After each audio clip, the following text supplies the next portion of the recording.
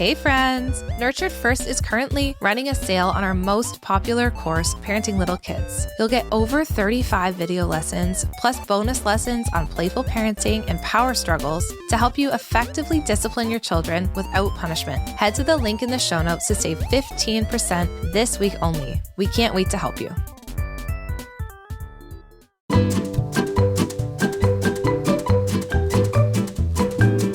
Welcome to Robot Unicorn. We are so glad that you are here. As always, let's start the show with a question from Scott.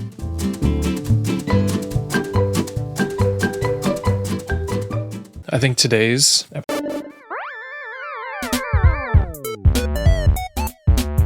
Hey friends! Need some help reducing tantrums and boosting cooperation in your home? We want to help you.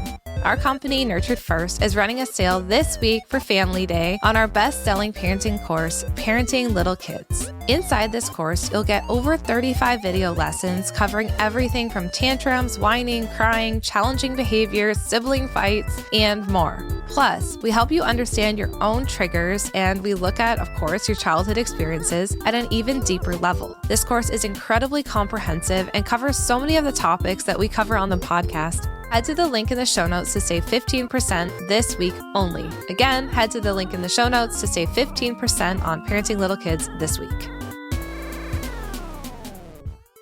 episode I might be more of an expert on than you. Okay, rude. I don't like where this is starting at all. Well, you know it's on Play, so you know that much at least. And last night, our daughter, I was putting her to bed, our oldest daughter, she told me out of the blue, like I did not bring up anything related to this. And she told me, Dad, you are more fun than Mom. No, not more fun. That's what I heard. Yeah, that's what you heard. That's what my brain. She said you are sillier. I'm better. She did not say you were better. Nice try. Scott and I are always in competition. It's very unhealthy, so don't take that from us. However, our daughter did say that you were sillier. I don't think she used the word silly, though. Well, that's what she said to me. More funny. Yeah, more funny. So I'm offended because I feel like I'm very playful with these little but maybe animals. you play with them too seriously or something. I don't know. Yeah, so that being said... So that means that I win in this parenting competition. The critics who think Scott is just on the podcast because he wants my praise are going to love that. Why? Remember I told you I got a couple criticisms of the podcast that sometimes they think you just say things because you want me to be like, good job. Oh, true. Yeah, so this is giving. This is what... this is giving. It's giving that. I have an internal confidence, so I don't have to seek your praise. Like I have an internal confidence that true? that I am very playful. I feel like that's a load of bullshit right there. Anyway, we thought it would be super fun. I mean, at least in Canada, it's the dead of winter right now. Maybe kids are getting a little chaotic. I know they are in our house. So we thought it'd be fun to do an episode on play and the strategies, like practical things that Scott and I do with our kids. Before we do that, let's talk about playfulness first a little bit before we just get into this is how we do it. Because I think there's some important things to understand about playfulness, understand the why behind it. Why be playful? Yeah. So as much as I am actually more fun than you, according to our daughter. According to studies. Yeah, according to, the small amount of research that I've done. But actually, you are pretty good at play. You always have been. So I'm just wondering what made you that way. Because I would say our friends would probably agree too that you are one of the most playful with children. It's just something you're able to do. So why is that something that you're capable of doing? Like, what made you enjoy doing that? Because I feel like a lot of parents don't enjoy that. I know, and I love it. Maybe because I'm still a child at heart. No, that's a really good question. I'm trying to think if I've always been playful. I feel like I have. I think maybe playfulness was respected for me when I was a kid. I do remember being a child and having lots of time to play and not being interrupted when I was playing. So I do think I was able to learn how to play, which a lot of parents would say, even as kids, they don't really remember playing. I remember being very creative with my play as a kid, and I see it in our daughters and like, hey, if you lock me up in my room and I have 3 Barbies, perfect. I'll be there for 3 hours. I think that there's a piece of my brain that is that highly creative side that's just always really been drawn to imagination and daydreaming and playing. And I remember that as a kid. And I think my parents did respect that. And that being said, I think my parents were, especially my dad, I feel like was quite playful and still is. Like not only in like playful kind of joking, but also in the little characters that he would do for me. And he would make little jokes. Like he would do this thing called the two-finger man. And he would just have his two fingers out like this, and he would just be like walking, and the two-fingered man would always like get into chaos, and he would like climb up our shoulders and like jump off. And he still does it with our kids, which is super cute. But the two-fingered man would just come out of nowhere, and all of a sudden, like, we'd be talking to the two-fingered man. And so I just feel like I had it modeled to me too. My dad was really playful and creative in that way, and he'd always be doing these little bits like that. And so I think it comes a little bit more naturally to me. But I also do think it's a big part of just who I am as a person, and that is an outlet for me, play. It always has been. And play comes out for me now and playing with the kids and being like super weird and creative, but it's just a really good outlet for me, and writing and stuff like that. Like I wouldn't say I'm creative in the way that I'm like good at art or anything like that. Like I'm terrible at it, but in making up worlds and imagining, I think that's just something that my brain's drawn to.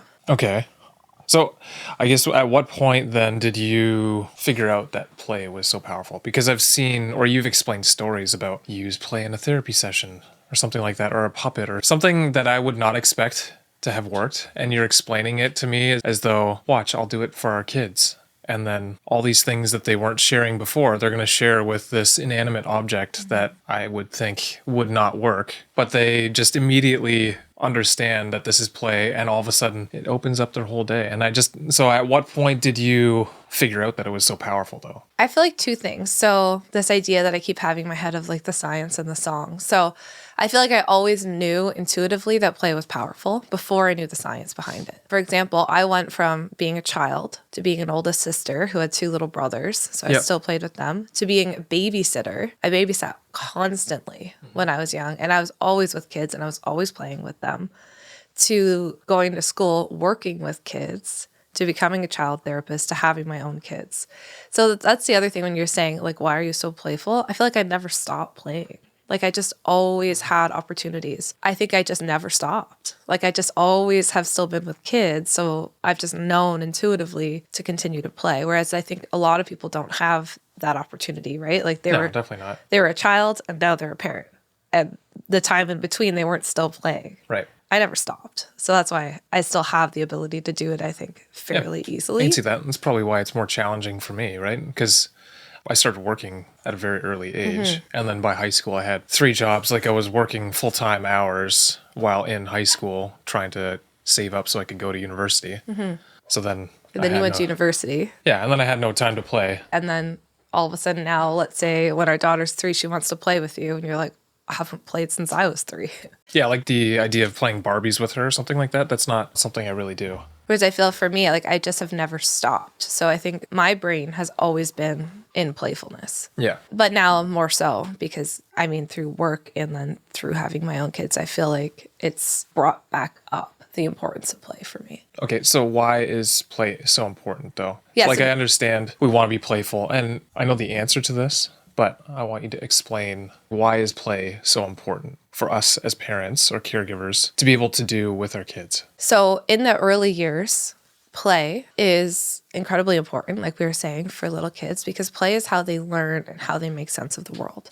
Like kids are actually, their brains, and I wish I had more brain science on me right now, but the brains are wired to play. And so what they can't really understand through logic or reasoning, they can understand through play. And there's some sort of research, maybe we can include it in the show notes later, I can try and find it, something that it takes a certain amount of times to teach it in a classroom, but if it's through play, they learn it X amount of times quicker.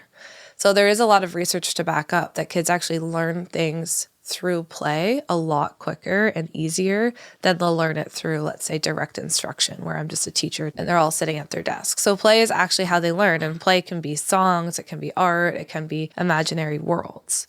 And their brains are wired to do this. Play also allows our children a chance to rest and to take a break from the demands of their busy life. Like play is actually how they decompress and calm themselves down. And so if children don't have time to play, they actually don't have time to calm their bodies down, and it will lead to more dysregulation.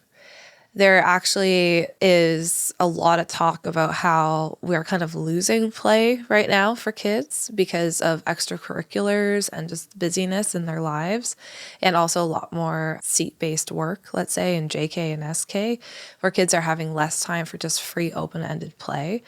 And what researchers are saying is that we're noticing that kids that don't have as much time to play are less creative down the road, have less problem solving skills. And it's because they learn those essential things through play, right? So when you're playing and you're the mommy and you have 3 kids, and your kids, who are also kids, are fighting or doing whatever they do and play, you have to take the role of leadership, right? And you have to learn how to care for your kids that you're playing for, right? Like I played a lot of moms and dads when I was a kid, and my brothers were always the kids. And through that play, I learned how to be a leader. I learned how to solve problems. I learned these skills that I wouldn't necessarily just learn if I'm sitting in front of at least TV. the beginning stages of it. Yeah, you start to learn these skills. And there's a lot of research to back that up too. That's not just my opinion. Any person who has training in child development would say that play is probably, outside of sleep, one of the most important things that our children need in these early years. And that doesn't mean that parents have to play with them all the time. I think parents actually sometimes try too much to be involved. It actually means that we have to set up the environment for our children. What do you mean? Play, when I'm saying kids need to play, like, of course, there's playful things we can do to encourage play, but also playing on their own is really important. So a parent doesn't always have to be the one playing with their kid. I think that's like a misunderstanding. So for example, with our kids, you have it set out, you have toys set out or whatever, and your child is playing with them and they're lost in their world. They have Bluey going on and Barbie over here, and leave them. Leave them alone. Don't try and join them. If they are lost in their imaginary world, the last thing we want to do is interrupt that flow. Yeah, that's something that I will often do. And I'm trying to stop. Yeah, I feel like I give you a look when you do that. You'll give me the look. But I find it cute, so then I want to make a comment or say something, and then it disrupts what they're doing. Yeah, and so then the reason why play is so magical, let's say to boost cooperation or to get your kids to stop melting down or to reduce power struggles, is because now you're speaking their language. They understand what you're saying if you're saying it through play, and they're feeling seen and they're feeling understood by their parent. Yeah. Right. So instead of barking demands, but their brain is in the play mode, we are actually joining the play mode with them. So we're joining into their world. And that's why you're able to get their cooperation and to get their attention and get their time with you. Because often if their brain's in play mode, but you're in serious, like, hey, I'm giving you a bunch of demands, I need you to listen to me mode, you're in 2 different modes, and your child's maybe not going to cooperate with you, not because they don't want to, but because their brain's thinking in a totally different way. Right.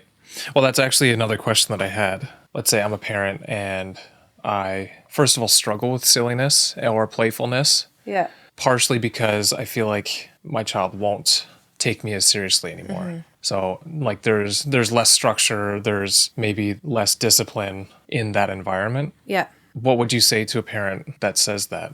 Yeah, I mean, I feel like there's 2 pieces, because it could go down the path where you're being so playful and silly with your child that you're not setting boundaries, like not you specifically, but you have to ask yourself, am I being playful and silly so that I can avoid setting a boundary with my child, or so that I can avoid being the leader in this situation? We don't want it to go on the side of being permissive, right?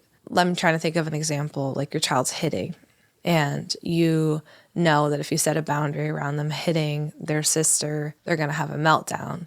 And so instead of ever telling them not to hit or that it's not okay to hit, you just are silly and distract them. But then, hey, the sister who was just being hit doesn't feel like you did anything to protect them. And the child who hit never actually learns that it's not okay to hit. Does that make sense, what I'm trying to say? So it does, except for the fact that I know you've said use playfulness to help teach a lesson. So how do you know the difference between a situation where playfulness can be used to teach your child not to do something versus a situation where you shouldn't use playfulness, right? Like, I think you've said both things. So then I'm trying to figure out, like, when is the right time to use either? So yes, playfulness is a great way to teach, right? So let's say the hitting situation. If you're only using playfulness to distract, but you're never using playfulness, let's say, to teach why it's not okay to hit and help your child learn a new skill so that they don't hit, that's the difference. So it would be like I'm using playfulness to just distract them so that they don't hit, but now they don't have a new skill next time. They never learn what to do to not hit. Right. So an example in that situation, like maybe I would use playfulness to help them not to hit, but first I would set a serious boundary. I would say, it's not okay to hit your sister. Okay. I would check in with the sister. And then maybe through puppets, I might talk about L.A. Chelsea used to struggle with hitting her brother, Grumpy Sean, when she was young. And what could L.A. Chelsea have done so that she didn't hit her brother? You know what I mean? So there is okay. that dance of like the boundary, but then use playfulness to teach the skill. Okay, that makes sense. I just wanted to clarify that because I know you've said both. Yeah. No, that's really, really important to clarify. Do you have any moments or any unexpected breakthroughs that you've had with a child because you've used playfulness? Countless. Like I know you've used those, I find them creepy, but those like Muppet, they Yeah, literally look like puppets. Muppets. They look like they would be on Sesame Street or something like that. And I know you said that they work in therapy, but even with our kids, I don't know, like, are there any moments that you can think of that you've had this unexpected breakthrough only because you use playfulness as the tool? Or I don't know what I'm trying to say here, but How has playfulness led to breakthroughs for me with children? I mean, I can think of literally so many moments. So I'll name a few for you. I had a child in therapy, and what I used to do with therapy, and this might be more of a tip for the therapist than the parents, but I had all these different animals, and the animals, they would just be sitting there. And then I would let the child choose which animal they wanted to like pick for each member of their family. And then we'd just maybe play out a situation that happened with their family. And I remember a child always choosing like the scariest dinosaur that I had for her dad. And then this really cute kitten thing that I had for her mom. And so through play and just understanding that it's really interesting every time that she, like in my own head, I wasn't saying it right away. It was very interesting to see who she would choose and who she would play with. And the dinosaur that she would use to describe her dad would always be yelling, and the mom would kind of always be like on the side. And this child is, let's say, 6. They don't realize that what they're showing me through their just playing out a situation with their family, just like a dinner time, is showing me everything I need to know about the different personalities in the family and how they act. So that was a big breakthrough for me because she couldn't necessarily say, hey, my dad's yelling at me. And this is what we found out later on. You know, my dad's always yells and I'm scared of him. And my mom is this kind of soft little kitten who's like in the corner not saying anything. But I learned that through watching her play. And then from there, I could ask her questions and get to know what was happening in her family. I mean, that's one of many, many examples of a breakthrough. And then I'll say another one with our daughter. If you want to get to know your child, listen to them play. Don't interrupt, just listen. yes, true. Listening to them play is so interesting. You will learn, and I even in therapy, I would do this. You know, especially if I'm working with a young kid, I just set it up and just sit back and listen. And they'll tell you everything you need to know about how they feel. So our daughter had a bunch of Barbies and she was in the living room. I had a little baby at the time and I'm sitting on the couch. And I just decided to listen. She's been having tons of meltdowns. Things have been really hard lately. I'm listening and, oh, what do I hear? I hear, hey, if you give me a hug, you're going to die. And these are the Barbies talking back and forth. And it was the pandemic. And it made sense. Right. So just listening to her play with her Barbies told me everything I needed to know about the fears that she was having of dying if she hugged anyone that she loved. And so from there, I can support her with those fears. So, I mean, that's 2 of so many examples I could give you where I've had these really profound realizations of what's going on for a kid just through watching them play. Yeah. I remember that one too with our oldest saying that. And both of us thinking, we never told her anything along those lines, just that we would get sick or whatever potentially. But she picked up on it. Yeah, somehow she picked up on that. And that was something we would not have likely found out if we said, hey, what's going on? What are you worried about? She probably wouldn't have used those exact words. Yeah, play is their way of getting all these mixed feelings, all of these emotions, all of these anxieties that are in their head out. And they can't necessarily say it to you in words, but they can say it through play. So I guess listening is one of the best things a parent can just do. So let's talk about screens then, because what you're explaining makes a ton of sense, but I think if our kids were on screens more, a lot of these things would not happen. Like, we would not be learning a lot of these things. It's simply because they have been using imaginative play that we learned a lot of these things. And even our almost 8-year-old still, Place. yeah, and we'll play for hours. Like on a weekend, on a Saturday afternoon, she'll play for like 4 hours, play with Barbies, or set up a whole scene in her room with all these different things. And then like all of a sudden we'll find her playing Uno she has 7 stuffies out and she's playing Uno with them on her own, and she's flipping over all their cards for them and playing a whole game. Yeah. It's just so important to talk about this because we need to preserve play at all cost. Like, as long as your child will play, make the space for them to play. And the thing about screens, again, like we did a whole episode on screens, so feel free to listen to that if you want more. But if screens take away from your child's ability to have open-ended play, that's where the problem comes in, right? So if your child, I think we talked about this in the episode too, they have a whole Saturday, and the whole day is basically open, like they're just in the house, they're playing all day. And then Saturday night, you throw on a movie with the family. Yeah. No problem. Not worried about that at all. Well, I might even play Mario Kart for an hour with our 2 oldest ones or something like that too. But if that Mario Kart or gaming, which we see a lot, especially in young boys. Don't you feel like it's everyone though? Yeah, but I feel like even something about that, like just young boys and Minecraft and the Fortnite, like for girls, it might be social media, like earlier, that's kind of taking it away. Whereas I think for boys, it's gaming earlier that's taking it away. If that's replacing your child's time for play, you've got to look into that because we want to preserve play for as long as we can. I think that's why, like we talk about my creativity, I think I was able to still be creative because I was able to preserve my ability to play, thankfully, through babysitting for so many years.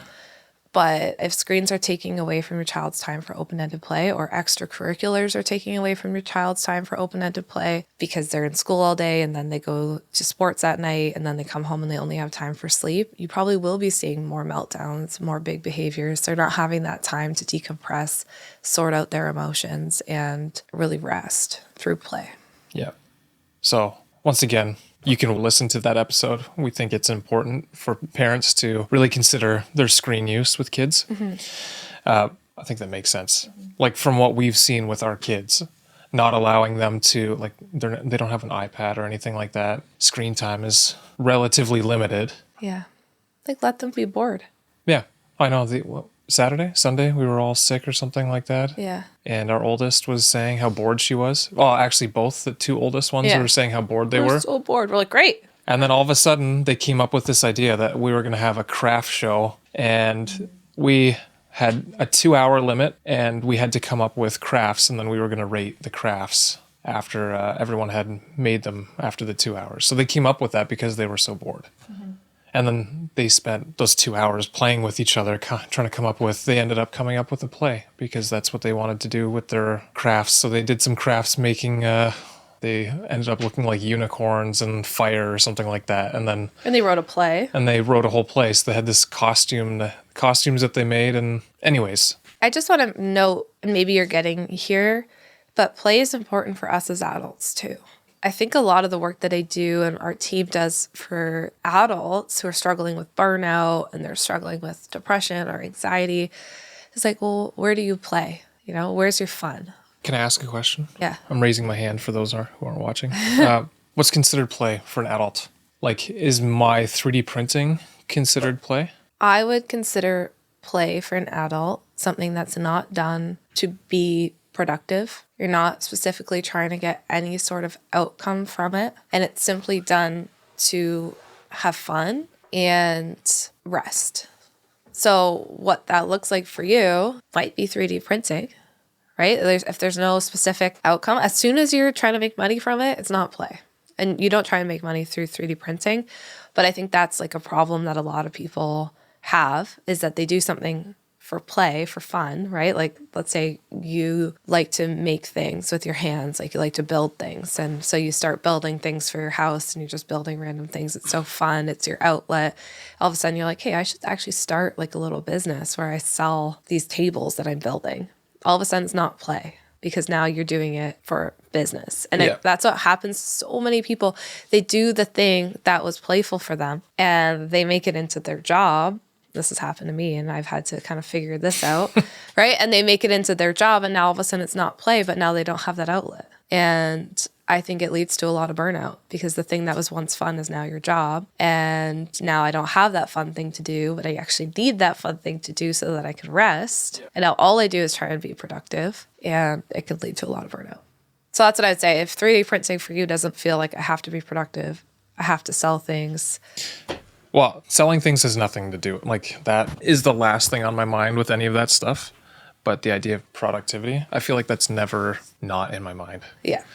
I feel like that's been so drilled into my head. Even the speed at which I walk, people complain about when they walk with me. But that's because I remember a very specific situation where I was told you need to walk with purpose. I personally think you struggled with play. Yeah. Play that's not productive. It doesn't scratch that itch of productivity for you, where you can just kind of be. Oh, 100%. Like for myself, yes. So I have lots of hobbies, but it depends on what you would consider play because in my opinion or in my mind, that feels like play to me. But that's potentially also because my brain is just now wired to constantly be productive. And hey, I'm designing something for a basement. I'm designing a storage unit for a basement that specifically fits drawers that I'm going to make. And I find that enjoyable to do that. But at the same time, I also realize that that's a productive thing to do. But when you're done, so on any given Saturday, Scott's Dream Saturday, we're just home and he's just like puttering around, kind of doing all these projects in the house. Yeah. When you're done that, do you feel rested or do you feel more tired? I don't know if I have a good answer for that. Like, are you like, oh, I just did a whole day of work around the house. I'm so tired now. No, I feel satisfied with what I accomplished usually. I think there's a piece of it that's play. And I just think for you and people who have like your and my personality, we just need to be mindful of, is our play tiring us out more? Or is it bringing us joy and helping us feel rested and kind of unwind after a busy week? So I guess that's just the balance that you have to try and figure out. I don't think it's right or wrong. It's just... Yeah. I don't know that I would say there has been any day, unless I'm sick, where I'm not doing anything. Like even when we're watching TV, I'm usually working at the same time. So I have my computer open or something like that, and I'm... You drive me crazy. I think for me, that's why I like playing with the kids so much, because for me, when I play with them and I'm being LA Chelsea, I actually could just get lost in my own imagination with them. And I feel actually more rested after that. Yeah, I'm not like, I think what you say makes sense. But this goes back to me, I asked before, like how as a parent who I grew up in a very different circumstance than you and had to basically be productive to get myself out of that situation. Oh, yeah, for sure. We're dealing with layers of trauma and like it's not that easy. It's not that simple. How do I then go from that to all of a sudden being able to play? Like I will say I'm good at playing with the kids, but it's usually doing something like running around. Yeah, you're not so good at, let's say, laying down and playing dolls with them or something. No, I very rarely can just sit there and do something with them. One exercise I do, and folks at home can try and do this exercise, and you could, but I don't know if your brain would go there, is just put a piece of paper down, have nothing on, no noise, no music, nothing, and grab a pen, close your eyes. Just try and visualize being a child and try and imagine a time, and some people with trauma like you might not be able to, but try and imagine a time as a child where you were just simply having fun. Okay. Try and picture it. And if you can, this is in therapy, I might get someone to draw it out. Like a time when you and your body felt that feeling, that sensation of fun. Because I truly believe, I talked about this with a friend recently, that we forget how to have fun as adults, especially when life is so busy, so hard. And often the things that heal us now, or at least help us, are the same things that we did when we were a kid. So I remember doing this exercise. I've done it a few times over my life as a therapist. And the first time I did it, I ended up actually drawing a picture of a pool and me being in the pool, splashing and playing, swimming freely and being silly in the water. And the thing that came up for me at that time was swimming, but not swimming like I used to swim laps, to be fit. Not swimming to do laps, but just swimming for the sake of just having fun. And then this summer we were away with the kids and there was a pool and we were just swimming and splashing and having fun. And that was the first time in many years that I remember feeling that same feeling I felt as a kid. And that was a really cool experience. And then another time I remember doing that same drawing, and what came to mind was listening to music. And not for the sake of anything, but just like dancing and listening to music with my family. My parents had this like CD subscription. So every month, I think they'd be like sent a new CD. Oh yeah, it was like a Netflix for CDs. For CDs. And so they'd always have these different CDs coming in, and then we'd listen to it like on repeat. But there's something about music that was really soothing to me as a child. And I kind of lost that along the way. I think having kids and stuff, I just kind of forgot about my love for music. And so then for me, another thing that was healing was like, you know what, maybe I'm going to find some music that I like and not just listen to friggin' Baba Black Sheep all the time. And I kind of stopped, like even letting the kids listen to that. And I was like, you know what, we're just going to listen to some different music that I like for a while. And then I found that healing. So this can be a really good exercise to do to help you try and remember what was fun for you. And Scott's actually doing it over here. I see you drawing. Terrible drawing, but... Well, you don't have to be good at drawing. But for a lot of clients, it might be art. Maybe art was fun for you. Maybe you really liked it. And then someone once told you that you were bad at it, so then you never did art again. But do it now. Maybe get a canvas and get some paints and just do some art in your house. Maybe it was writing, and then someone told you got a bad paper back and you got a bad grade and you thought, oh, I guess I'm not good at this. Play doesn't have to be something you're good at. Most things, when I'm playing with the kids, it's not like I'm not good at it, but it's an outlet. It's meant to be fun. What's going on for you over here, Scott? I'm drawing my brother. He and I would play war in our backyard. Oh, cute. And he would hide behind like a cedar tree that we had beside the house. Yeah. And we would be running around the house and playing, but it was always, again, running and doing stuff like that and hiding on each other. And then we'd have cap guns that we'd get from the dollar store or something like that. I forgot about those, yeah. So he and I would play that quite often. So isn't it fascinating that what you like playing with your own kids is the same thing that you like to do with your brother? Hide and go seek and all that kind of stuff. Also, this past weekend, I went to my dad's house and found my old paintball gun. And then I took that out and let our oldest daughter shoot a target in his backyard. You're going to have people wanting us to do an episode on guns. The kids playing with guns. Talking about cap guns, paintball guns, very controversial. Is it? Yes. Oh. Well, I used to play paintball when I was... So basically the older version of war with... Yeah. And then I would...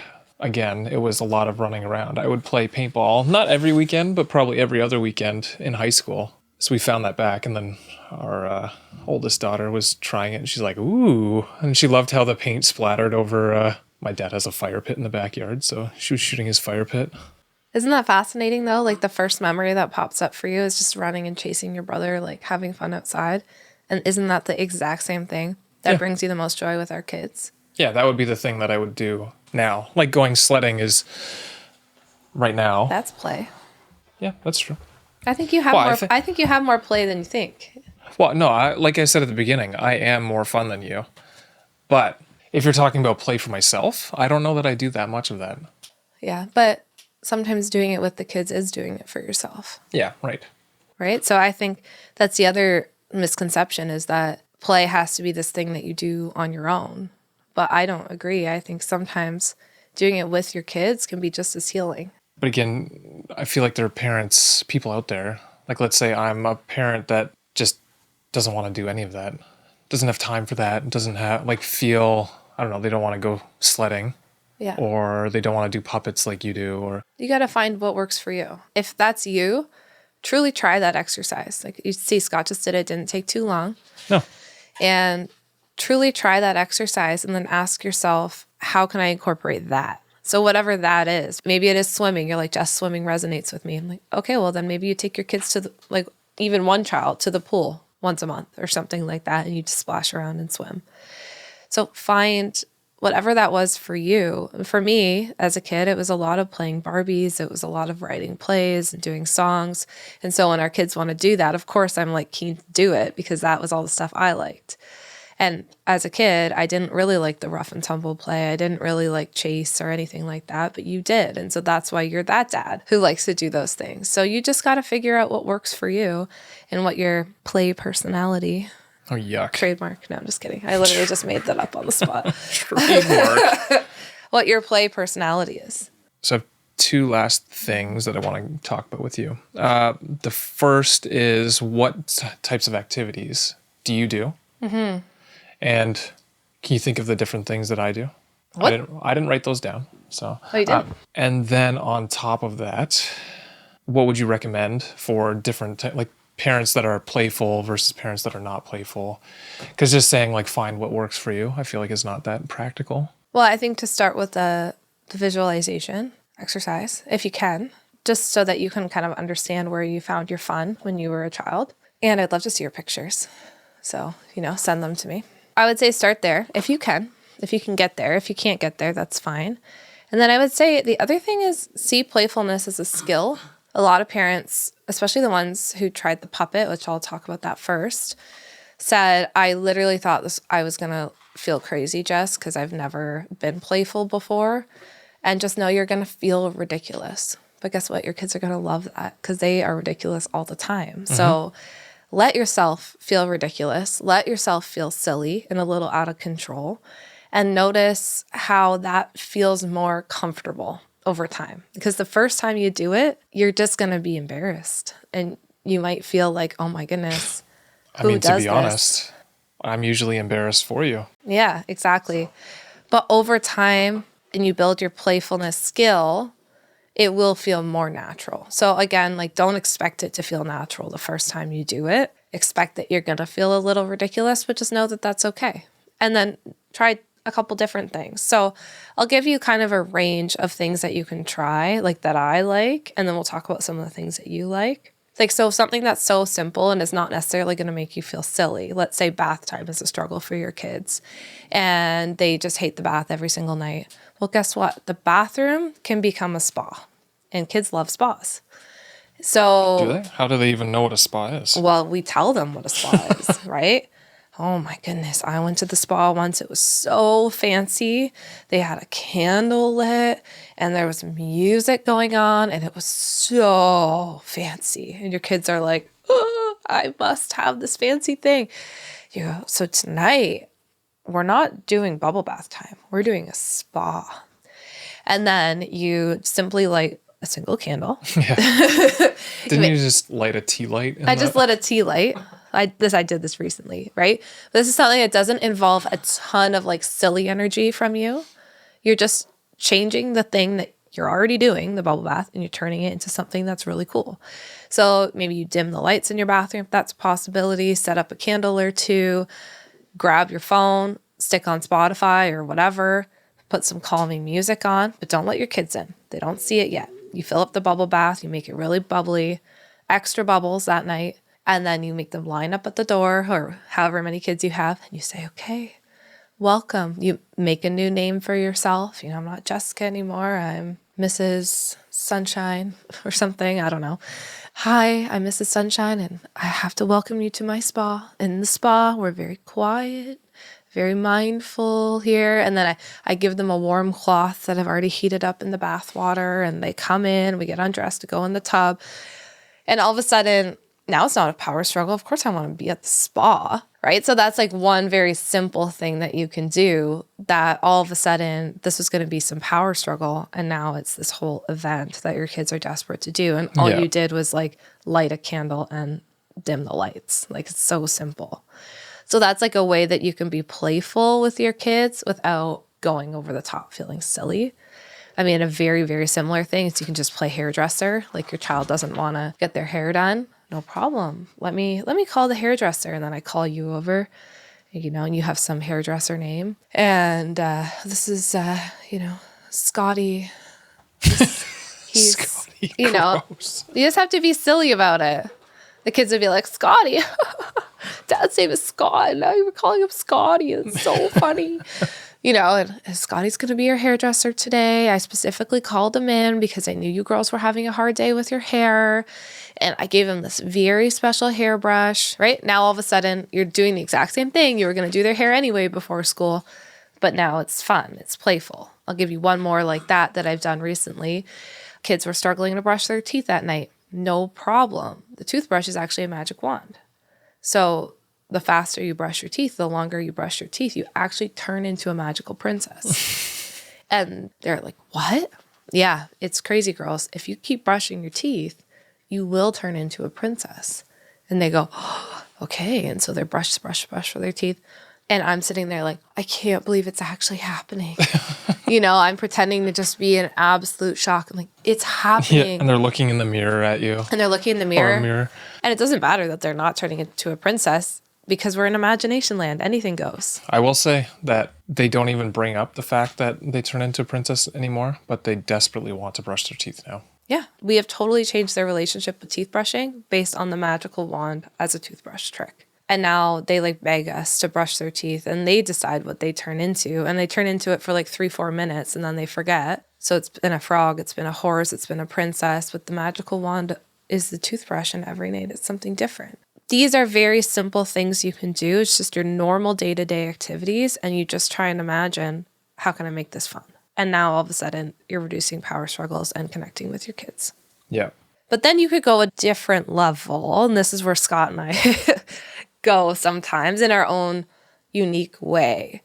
So I like to do hand puppets, and we've talked about this before, but in case this is your first episode, you're like, Jess, you keep alluding to these hand puppets. I have a whole family of hand puppets that has really escalated beyond. And by hand puppets, she means literally just her hand. It's not literally just my hand. Any sock or anything that goes on her hand. It's just her hand.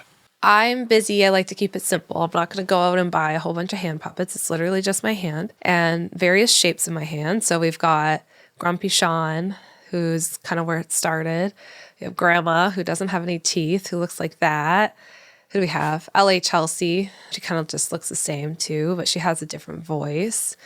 Well, they all have different personalities too. And they all have different personalities. Yeah, so this is where we can get really silly and crazy if you want to. So for example, LA Chelsea is a girl's girl. She's got a lot to say to girls. We have 3 girls, right? So if you have boys, maybe you want to have a different character. But LA Chelsea loves girls. She's very girly. She's often disgusted by the things that the kids are doing. Pretty much every time. Anything they do, she's disgusted by. And so then the kids and her will have discussions about what they're doing and why, and she'll ask them really thought-provoking questions, and the kids will come up with answers that they're not going to tell me, but they'll tell their girl's girl, LA Chelsea. They'll tell her anything that's going on through their mind. Or the kids are having a hard time. They need to talk to a grandmother figure. Well, Grandma Sean's there, and she's very wise, and she's got a lot to say. The hand puppets have completely transformed, I think, our parenting in a really cool way. Not to be dramatic about it. It's quite funny. Yeah, we're on a long car ride and the kids are getting restless. Oh, all of a sudden, Dude Sean is back there, and Dude Sean, is having some troubles because he's really in love with LA Chelsea. And, so there's this whole backstory. But anyway, this is what I love, because I love writing. I love making up stories, making up worlds. So for me, that's a really fun kind of playfulness thing. So we have, the puppet family, and it's also a really great way to reduce your own grumpiness. If I'm in a really bad mood, I'll just bring out Grumpy Sean. Grumpy Sean be like, why is it so loud in here? The kids are like, Grumpy Sean. And so Grumpy Sean can say things that Grumpy, actual mommy can't say. Yeah. So that's pretty fun too. So that's one of the more in-depth playfulness things that I do with the kids. I also love to play Barbies and stuff like that with them. And I always get my therapist brain out there. So if I know they're struggling with something, I'll all of a sudden make the Barbie struggling with that thing and just try and, flush out some answers from them throughout Barbies. So that's fun. But Scott does a lot of good stuff. So yeah, I would say I do some of those things, but it's more to a minimum. One thing I love that you do is you really join their silly energy. And I struggle with that because I get overwhelmed when it's too loud and chaotic in the house. But I feel like you do a really good job of matching their silly, if they're being ridiculous. and like running around with them and chasing them, pretending to be a bear or whatever, and then helping them like kind of get back to a place of calm. Like I feel like you're really good at that. Yeah. So one thing that you do that I think people would find really helpful is when you're ooh. Bluey character again. It's a Bluey character, but Scott will pretend to be like this giant baboon, and it has worked really well, especially with like parental preference at bedtime. So when the kids only wanted me to put them to bed, then all of a sudden Scott would just transform into this monkey and just throw them over his shoulder. They'd be like, I want mommy. And he'd like, ooh, ooh. And then, ooh, ooh, ooh, ooh. And then you would like grab our daughter and throw her over your shoulder and take her upstairs as like a giant monkey. And all of a sudden it's not daddy putting her to bed, it's ooh, ooh.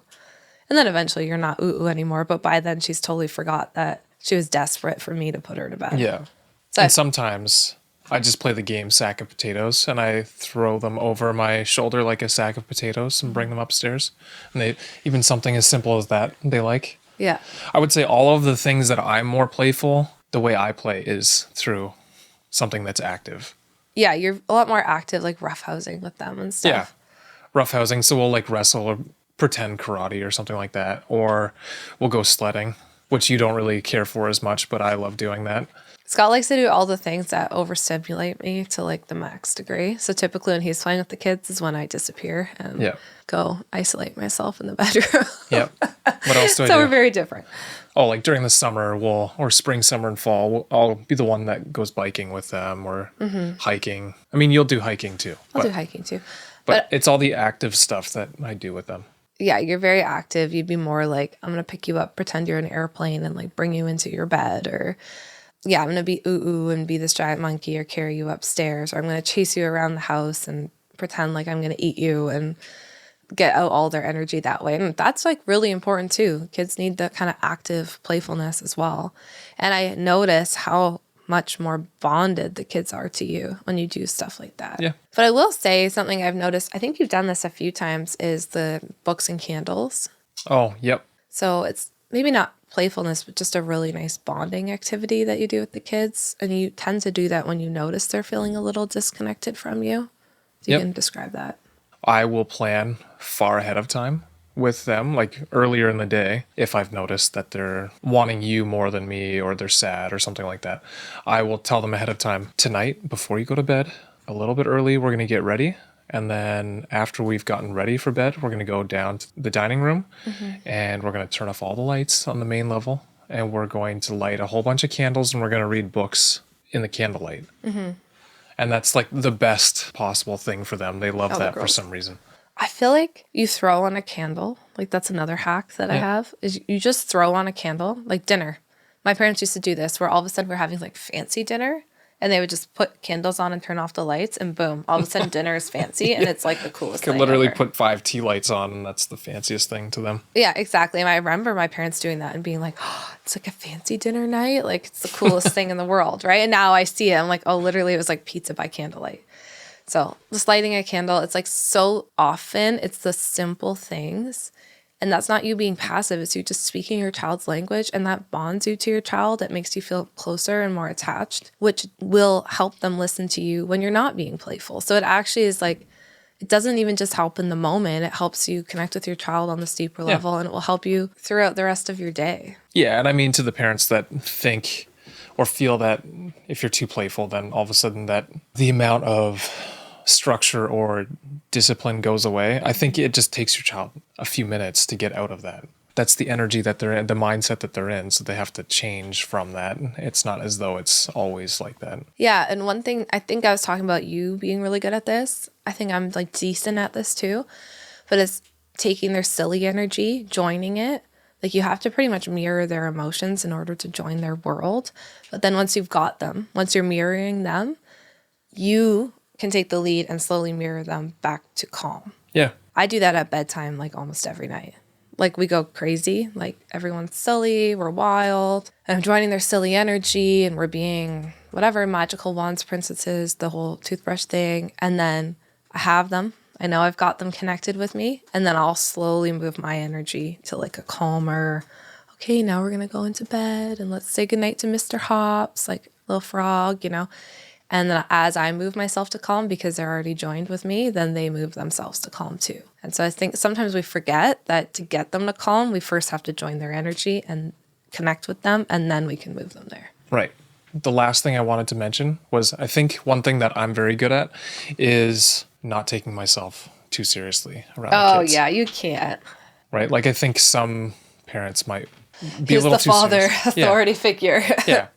Yeah. And there are times where they know that I'm the leader, and there are other times where they know I'm being a bit of a pest, and then all of a sudden I become the stinker buttist, according to our middle daughter. It's a cute term that she used. Oh, daddy, he's the stinker buttist. Yeah, instead of a stinker butt, he's the stinker buttist, so the biggest stinker butt.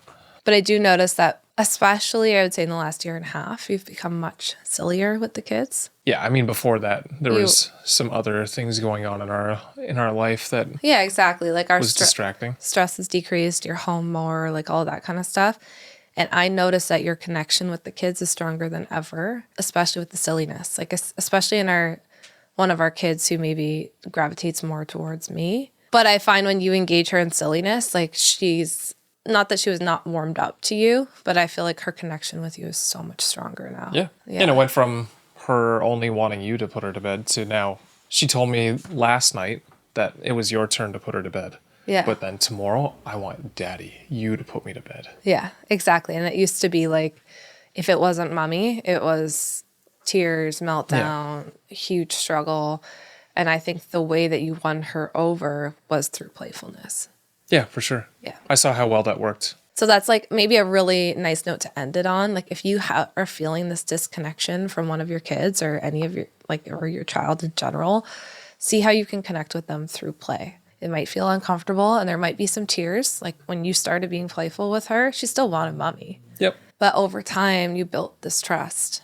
And we need love, of course, in the parent-child relationship, but we also need trust. And I think you can build that trust through speaking their language through play. For sure.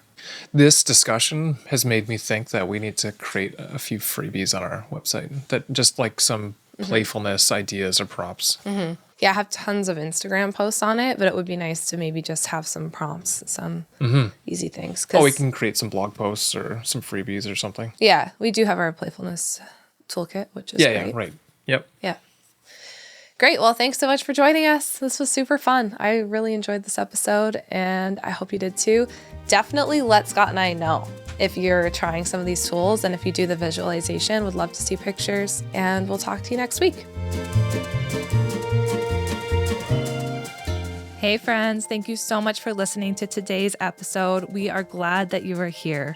If you enjoyed today's episode and found it interesting, we'd really appreciate it if you'd leave a rating and a review. Scott and I actually sit down together and read them all. A 5-star rating helps us share our podcast and get these important messages out there.